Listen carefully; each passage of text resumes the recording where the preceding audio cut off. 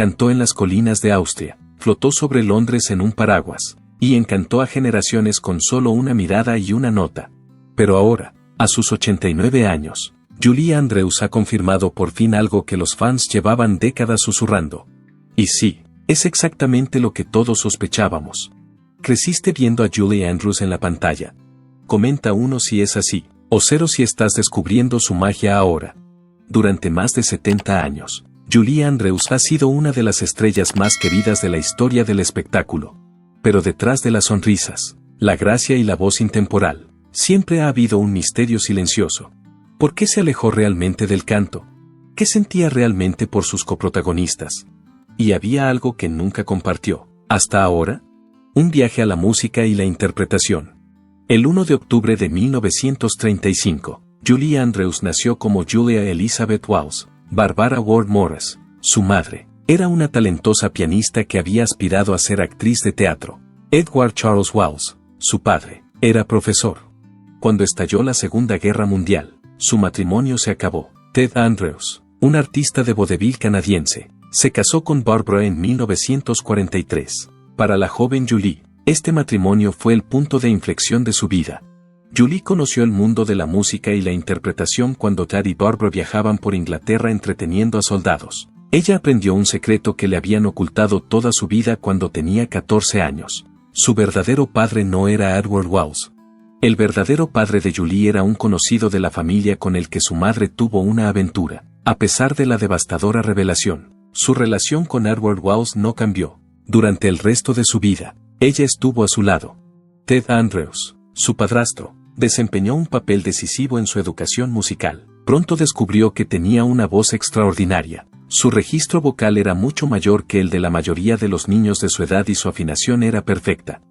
Él fue su primer instructor y la influyó para que se convirtiera en artista. Su familia tiene una larga tradición musical. Joan, su tía, dirigía una escuela de baile. Otro familiar actuaba en conciertos. Julie estuvo rodeada de gente apasionada por las artes desde una edad temprana. Sus primeras muestras de brillantez no fueron sorprendentes. A los 8 años empezó a recibir clases oficiales. Comenzó a entrenarse con la renombrada concertista Madame Lillian Stiles Allen. Stiles Allen consideraba que Julie tenía un talento único. A menudo decía que Julie era el equivalente en el siglo XIX de una de las mejores cantantes de ópera, Adelina Patti. Recibió una formación rigurosa. Se concentraba en utilizar un lenguaje impecable y en expresar sus sentimientos. A menudo repetía una frase a Julie: el aficionado trabaja hasta que acierta, el experto trabaja hasta que es incapaz de cometer errores. Julie se entrenó con diligencia tras tomarse en serio estas observaciones. Las clases de Stiles Allen eran rigurosas. Para asistir a ellas, Julie hizo el viaje en solitario de Londres a Leeds. Permaneció en una residencia con luz de gas y una habitación fría. Disfrutaba de cada segundo a pesar de las difíciles circunstancias. Su tutora y ella pasaban las tardes bebiendo cerveza de jengibre casera y escuchando historias de músicos famosos. Carrera y logros. Su disciplina y su voz se desarrollaron a lo largo de este tiempo. Antes de trasladarse a Estados Unidos en 1954, permaneció con Stiles Allen. La primera gran oportunidad de Julie llegó cuando solo tenía 12 años. Debutó como actriz profesional en la revista musical Starlight Roof, en el Hipódromo de Londres, el 22 de octubre de 1947, cantando la difícil aria J.E. Suis Titania, de la ópera Mignon. El público quedó desconcertado. Fue ovacionada en pie. Demostró que podía manejar un escenario como una intérprete experimentada a la edad de 12 años. Julie ganó notoriedad como la prima donna más joven de Gran Bretaña a lo largo del más de un año de duración del programa. Actuó en el Royal Command Variety Performance del London Palladium en 1948 para el rey Jorge V y la reina Isabel. Tenía solo 13 años. Nunca ha habido un solista tan joven en el evento. Conoció al cómico estadounidense Wally Bogg, famoso por crear animales con globos en el escenario. Mientras actuaba en Starlight Roof, a menudo criaba niños para que le ayudaran en su espectáculo. La joven Julie subió al escenario y empezó a cantar una noche. El público disfrutó de una escena totalmente inesperada. Mostró su encanto inherente en un momento breve pero memorable. A los 13 años, Julie debutó en el West End en 1948. Interpretó papeles en musicales y pantomimas, como Humpty Dumpty y Aladino. Durante esta época, La interpretación de Cenicienta fue uno de los acontecimientos más significativos. Demostró su versatilidad como vocalista. También era una actriz de talento. Se distinguía de otros jóvenes actores porque era capaz de inyectar comedia y corazón a un personaje. Al mismo tiempo, era cada vez más conocida en la televisión y la radio. Empezó a aparecer a menudo en programas de la BBC como Ajaker en Archie y Up the Pole. Gracias a estos encuentros, adquirió un ritmo cómico asombroso. Actuando con artistas veteranos a una edad tan temprana, adquirió la confianza y las habilidades que le serían esenciales más adelante en su carrera.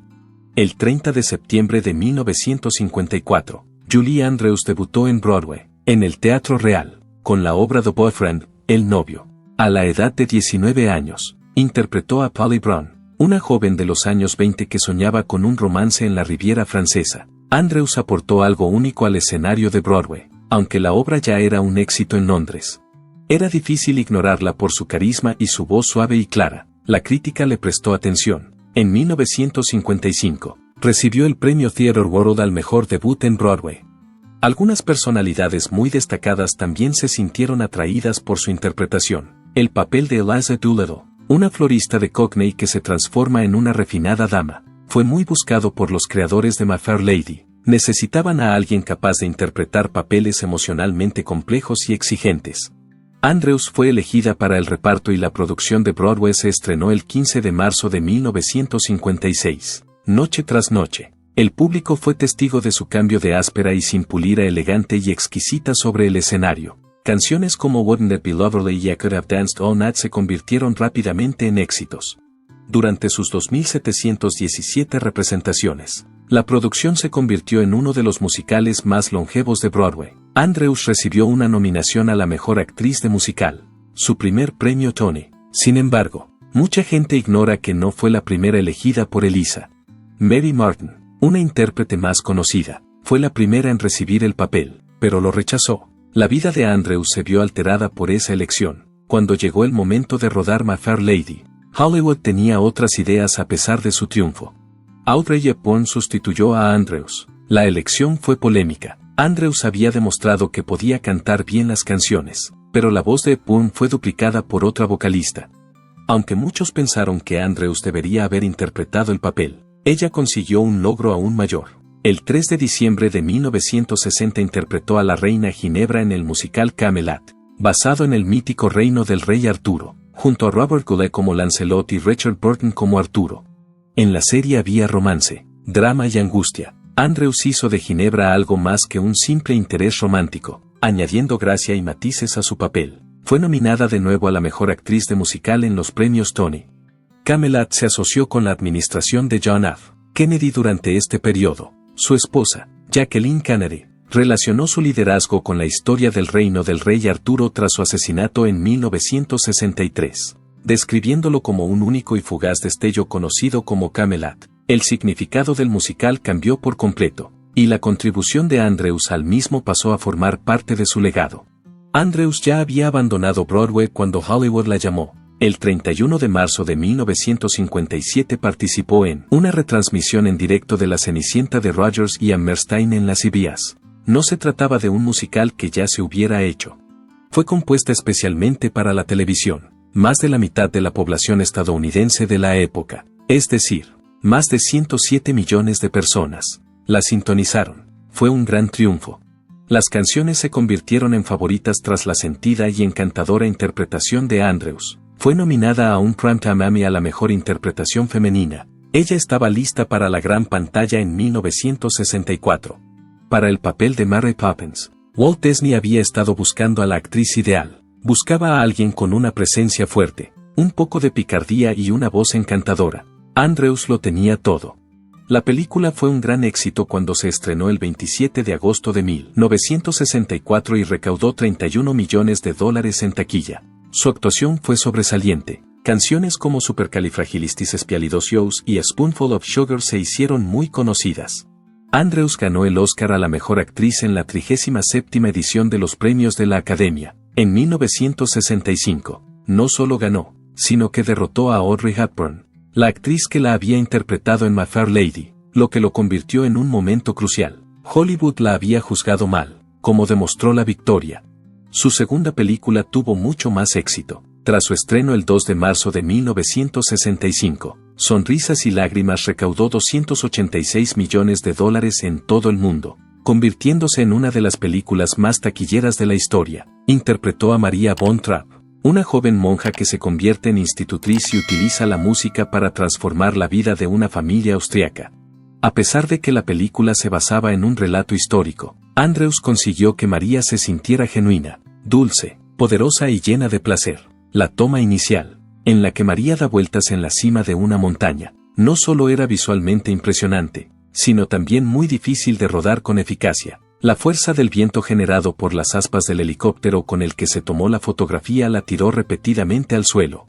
Al cabo de un rato, hizo un chiste sobre cómo la pisoteaban en la hierba después de cada toma. Andrews se convirtió en una de las estrellas más rentables de Hollywood gracias a la película, que ganó 5 premios de la Academia, incluido el de Mejor Película. Por otra parte, el éxito presentaba una dificultad.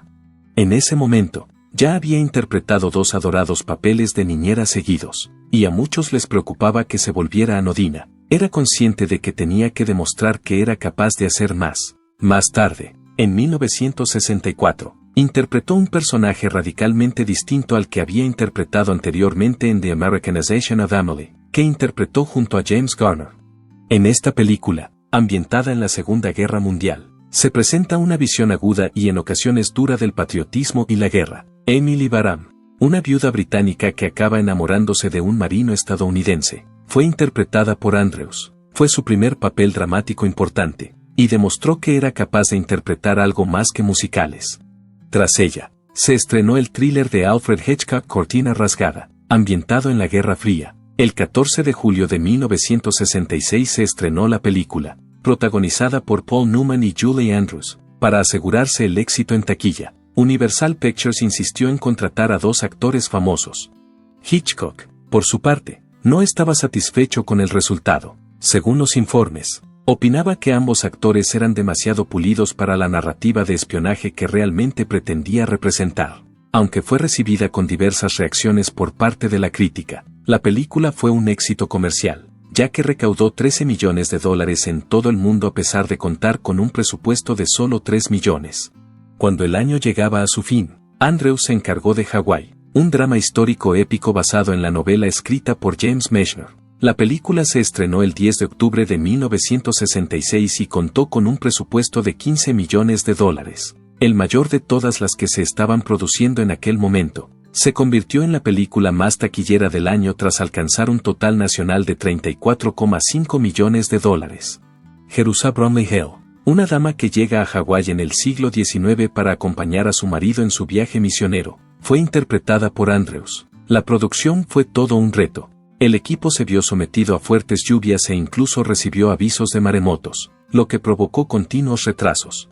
Con todo, la película fue nominada a 7 premios de la Academia. A pesar de las dificultades, una actriz primeriza llamada Jocelyn Legard, que interpretaba a una reina hawaiana, recibió mucha atención por aparecer en Hawái, lo que supuso uno de los efectos más inesperados. A pesar de que nunca antes había actuado ante el público, fue galardonada con un Globo de Oro por su interpretación.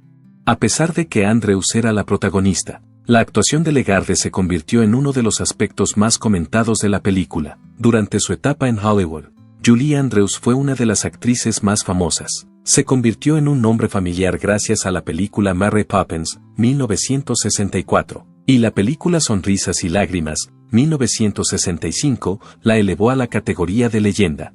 No solo poseía habilidad, sino que también tenía seguidores que la admiraban. Sin embargo, a finales de los 60 comenzó un periodo de transformación. 2 películas estuvieron peligrosamente cerca de poner fin a su carrera. Se trata de Star, estrenada en 1968. Gertrude Lawrence, conocida actriz de teatro, fue objeto de una película biográfica que contó con un presupuesto considerable. Casi todos los aspectos de la película jugaron a su favor. El director de Sonrisas y Lágrimas, Robert Wise, fue el encargado de organizar el evento. El presupuesto era enorme, $14 millones, una suma importante para la época. Por otra parte, ¿qué salió mal? La actuación de Andrews fue criticada por los críticos por ser excesivamente dramática y artificial. También fue calificada de gamberrada exagerada por Variety. lo cual es una crítica severa para alguien que es reconocida por su fácil atractivo. La película fue un completo fracaso. Tras su fracaso, se convirtió en uno de los fracasos más caros de la historia de Hollywood. Su marido, Blake Edwards, fue el director de la película Darling Lily, estrenada en 1970, que tuvo aún más problemas. El retraso causado por los nuevos rodajes hizo que el presupuesto se inflara hasta un total de $25 millones. Andrews hizo un esfuerzo por volver a presentarse. Dijo su primera palabrota delante de la cámara.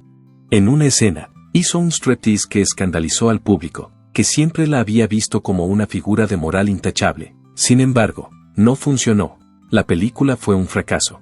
El público no sintió ninguna conexión con ella. Además, el desastre fue tan importante que puso fin a su reinado como la estrella musical más destacada de Hollywood. Sorprendentemente, Andrews fue nominada al Globo de Oro por estas dos películas, a pesar de que ambas fracasaron. Seguía siendo respetada, pero eso no alteraba el hecho de que se la respetara. Para mantener su relevancia en la industria del entretenimiento, necesitaba cambiar su enfoque. Hollywood estaba avanzando, lo hizo viendo la televisión. Transformación y carrera profesional.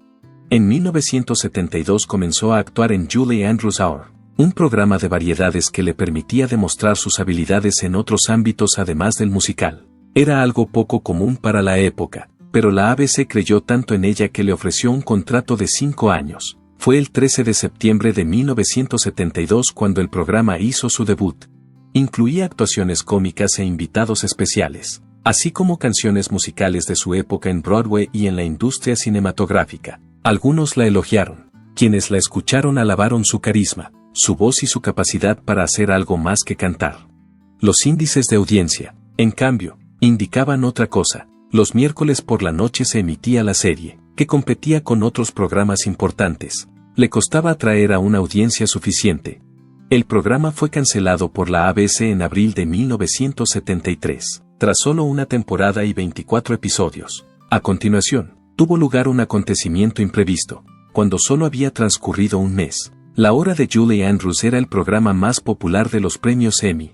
De 10 nominaciones, obtuvo 7, incluido el premio a la serie musical de variedades más destacada. A pesar de haber ganado varios premios, el programa ya había sido cancelado. En un esfuerzo por compensar la cancelación, ABC presentó a Andrews otros 5 programas de variedades entre los años 1973 y 1975.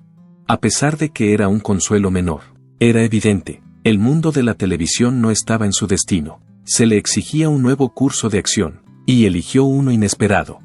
Esto la llevó a frecuentar clubes nocturnos, teniendo en cuenta que se la considera la niñera e institutriz más adorada del mundo. Esta decisión fue toda una sorpresa. Lo hizo precisamente por eso. A pesar de que los clubes nocturnos se asociaban más con cantantes de jazz y cómicos de vanguardia que con antiguas estrellas de Disney, era necesario que se liberara de su imagen anterior. Andrews reveló una faceta diferente de sí misma a través de sus actuaciones. No solo interpretó clásicos del jazz, sino que también hizo chistes sobre Hollywood e incluso se burló de sus propias interpretaciones de personajes anteriores.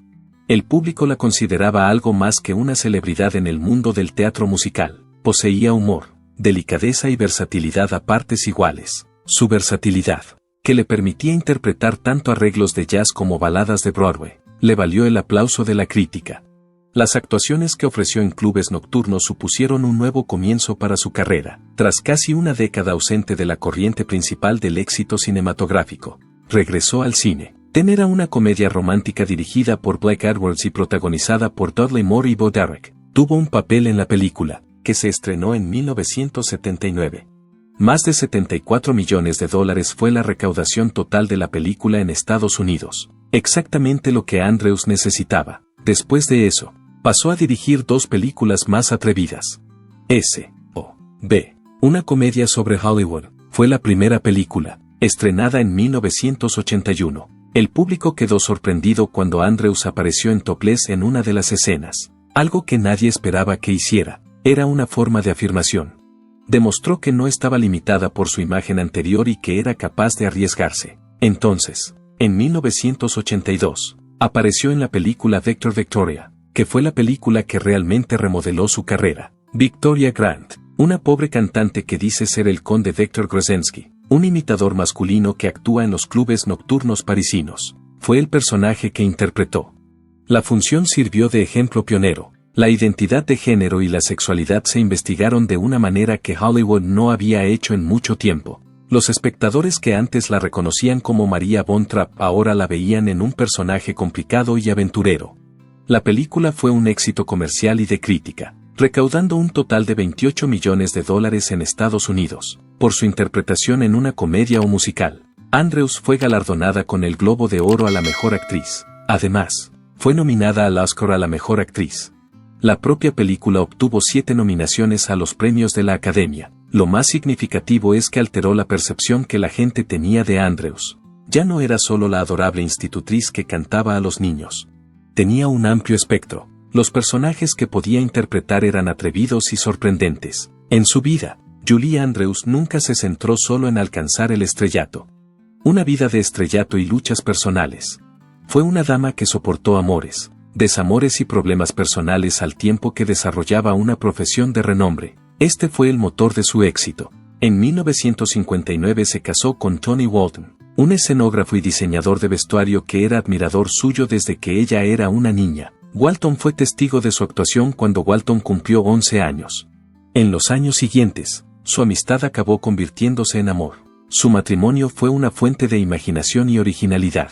Incluso el vestuario de Mary Poppins, una de las películas más conocidas protagonizadas por Julie Andrews, fue diseñado por Walton. En 1962 les nació una hija llamada Emma Walton Hamilton. Aunque todo parecía ideal, la prosperidad tenía un precio. De Broadway a Hollywood, Andrews estaba continuamente trabajando y moviéndose entre ambos lugares. Se divorciaron en 1967 como consecuencia de la tensión que les causaba la distancia. Para Andrews, la separación le dejó emocionalmente agotado. Fue una decisión que alteró el curso de su vida que acudiera a terapia. El director Mike Nichols la convenció para que buscara ayuda y ella escuchó sus consejos. Con la ayuda de la terapia, pudo hacer frente a lo que ella llamaba el desorden y la basura de su cabeza. Al hacerlo, ganó claridad y fuerza para continuar. Con la esperanza de que su historia pueda ayudar a otros. Muchos años después se sinceró sobre su salud mental, en un lugar inesperado. Mientras esperaba fuera de la consulta de un terapeuta, le presentaron al cineasta Blake Edwards poco después de divorciarse. Después del hecho, Edwards se refirió a él como un momento maravillosamente hollywoodiense. Fue un vínculo instantáneo entre ellos. A pesar de que ambos habían pasado por matrimonios fracasados, encontraron consuelo el uno en el otro. A pesar de que le separaban 13 años de edad, su conexión se hizo más fuerte. En 1969 finalizaron su matrimonio. Su existencia juntos fue una combinación de la ostentación y el glamour de Hollywood con una profunda conexión emocional. Los hijos de Edwards fueron criados por Andrews, que más tarde se convirtió en su madrastra. A mediados de los 70, la pareja adoptó a 2 hijas vietnamitas llamadas Amy y Joanna. Un total de 7 películas, entre ellas Victoria, 1982 y S.O.B. de 1981. Fueron producidas por ambos en colaboración a lo largo de sus carreras profesionales. Aunque algunos de sus esfuerzos, como Darling Lily, no fueron bien en taquilla, su vínculo se mantuvo sólido a lo largo del tiempo. Andrews solía decir que el sentido del humor de Edwards la ayudaba a equilibrarse. Llevaban casados 41 años cuando él falleció en 2010. Ella siguió refiriéndose a su matrimonio como una verdadera historia de amor incluso después de que él falleciera. Al igual que evolucionó su vida personal, también lo hizo su vida profesional. La década de los 80 planteó a That's Life nuevos obstáculos. En 1986, interpretó a una cantante que luchaba contra el cáncer. Debido a la lesión que le descubrieron en la garganta por aquel entonces, el papel le tocó la fibra sensible a nivel personal. En la película se trataban temas como el envejecimiento, las relaciones y el miedo a lo desconocido. Al mismo tiempo, protagonizó la película Dueto para uno, en la que interpretaba a una conocida violinista a la que diagnostican esclerosis múltiple. El relato no tenía filtros y estaba lleno de sentimientos. Además, le brindó la oportunidad de colaborar con Liam Neeson, cuya poderosa interpretación contribuyó a la profundidad general de la película. El hecho de que fuera nominada a un Globo de Oro por cada una de estas interpretaciones demuestra que era algo más que una simple sensación musical. Andrews empezó a experimentar con la televisión en la década de 1990. La carrera televisiva de Julie Andrews. En la comedia Julie, que protagonizó en 1992, interpretó el papel de una famosa de la televisión que, tras casarse con un veterinario, se traslada a un pequeño pueblo. La serie fue dirigida por Blake Edwards, pero nunca consiguió atraer a los espectadores. Solo se produjeron 7 episodios antes de su finalización. A pesar de que la serie no tuvo éxito, Andrews triunfó en otros ámbitos. En 1987, Julie Andrews recibió 5 premios Emmy por su interpretación en Sonrisas y Lágrimas. 1989 fue el año en que volvió a juntarse con Carol Burnett, a menudo conocidas como Julie y Carol. Julie Andrews in Concert, que hizo en 1990, sirvió para recordar a todo el mundo las razones por las que era una celebridad. Tras un paréntesis de 30 años en Broadway, tuvo un regreso triunfal. En 1993, tuvo un papel protagonista en la obra de Stephen Sondheim Putting It Together, que era una revisión sobre las relaciones y los arrepentimientos. A pesar de que se trataba de una pequeña obra off-Broadway que solo duró 59 representaciones, supuso un importante regreso. 2 años más tarde, tuvo un papel protagonista en Victoria, que era una producción teatral en Broadway de su película de 1982. Victoria Grant, una mujer que actuaba como imitadora de mujeres mientras decía ser un hombre, era el personaje que interpretaba. Más de 700 representaciones fueron el resultado del enorme éxito del espectáculo. Su actuación en Victoria le valió una nominación a los premios Tony de ese mismo año. Sin embargo, cuando comprendió que era la única miembro del reparto que iba a ser galardonada, tomó una valiente decisión: no aceptó la nominación. La motivación no era el orgullo ni el resentimiento. Pensó que todo el reparto debía ser reconocido por su trabajo. Fue un momento que nunca había ocurrido en la historia de Broadway, pero que demostró la clase de tipo que era Andrews. Después de 37 años, Julie Andrews regresó a Disney con el estreno de Diarios de Princesa en el año 2001. El personaje que interpretó fue el de la reina Cloris Rinaldi, una regia abuela que enseñaba a su torpe nieta, interpretada por Anne Hathaway. Fue elegida sin audición porque el director Gary Marshall estaba seguro de que era la candidata ideal para el papel. Desde Mary Poppins, que protagonizó y por la que recibió un Oscar en 1964, no había vuelto a aparecer en una película de Disney. La reina Clarice se convirtió en uno de sus papeles más apreciados gracias a su interpretación, caracterizada por la calidez y la comicidad. A pesar de que pensaba que Hathaway necesitaba muy poco entrenamiento, ejerció de mentora para ella en el plató. La película recaudó $165 millones en todo el mundo. Andrews incluso cantó en The Princess Diaries 2 Royal Engagement, estrenada en 2004. A pesar de haber perdido toda su voz tras someterse a una operación quirúrgica en 1997, y puso voz a la reina Lilian en Shrek 2, estrenada en 2004. Interpretó el papel de la madre de Fiona, una monarca cariñosa y comprensiva. A diferencia de la mayoría de las películas de animación, grabó escenas con John Cleese, lo que resultó en una representación más genuina de su química en pantalla. Reinterpretó su papel en Shrek 3, estrenada en 2007, y Shrek Forever After, estrenada en 2010, cuando la franquicia Shrek se convirtió en un fenómeno mundial. Enchanted, una película de Disney que combina elementos de los cuentos de hadas con el mundo real, fue narrada por ella en el año 2007. Su voz estableció una atmósfera mística, conectando la narrativa tradicional de Disney con ejemplos contemporáneos. La película recaudó más de $340 millones en todo el mundo. Lily, el hada jefa que lleva al personaje de Dwayne Johnson a través de un inesperado castigo mágico, fue el personaje que interpretó en la película cómica Tooth Fairy, que se estrenó en 2010. Andrews demostró que aún es capaz de brillar en películas familiares cómicas, como lo demuestra la recaudación de $112 millones del filme. Con motivo del 60 aniversario del musical My Fair Lady, dirigió una producción escénica de la obra en 2016. La obra se estrenó en la Ópera de Sydney y fue de gira por otros lugares. Mediante el uso de dibujos de archivo, se aseguró de respetar el original recreando los decorados y el vestuario. Tras recibir elogios de la crítica, la producción consiguió batir récords de taquilla. Fue co-creadora de Julie's Green Room, una serie educativa de Netflix dedicada a enseñar a los más jóvenes las artes escénicas, y también presentó la serie en 2017. Alexis Baldwin y Idina Menzel fueron algunos de los famosos que aparecieron como invitados en el programa, para que la serie fuera un empeño familiar. Su hija, Emma Walton Hamilton, participó en el proceso de producción.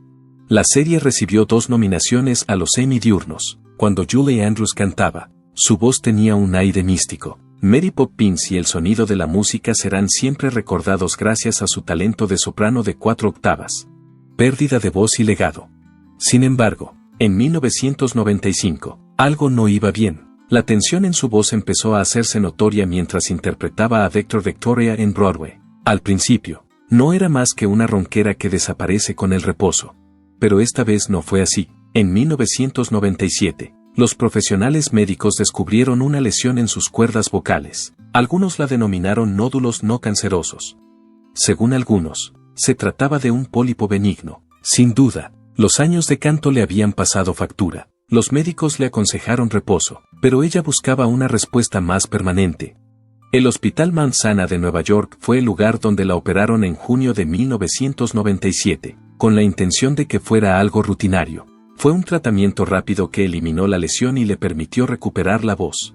En cambio, alteró profundamente el curso de su vida. La intervención quirúrgica le dejó cicatrices permanentes en las cuerdas vocales. La presencia de tejido cicatricial impedía que vibrasen de la forma requerida.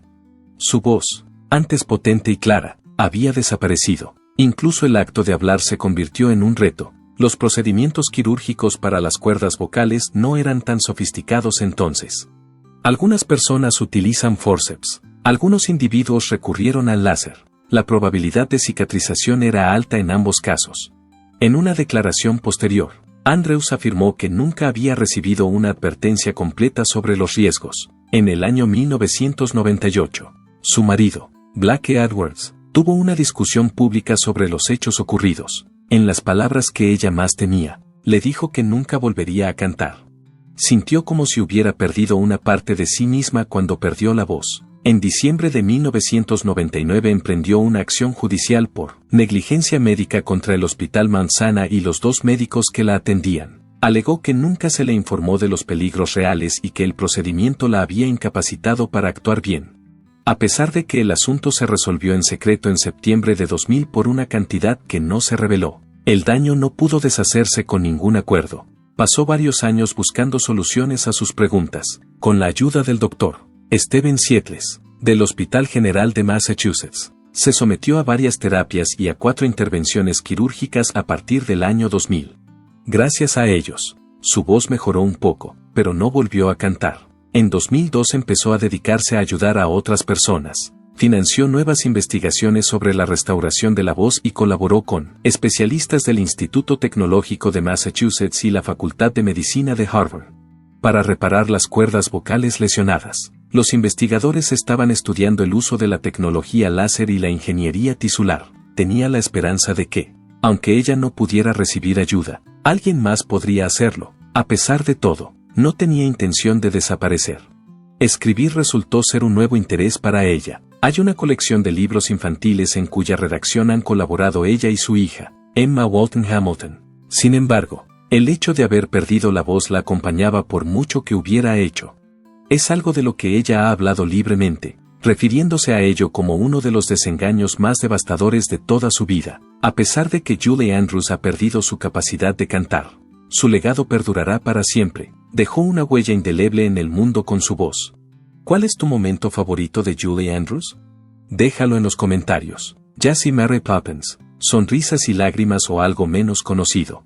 Me gusta este video para honrar a una leyenda viva. Y suscríbase para conocer más historias sinceras sobre las estrellas con las que crecimos y que aún llevamos en el corazón. Porque algunas voces nunca se apagan.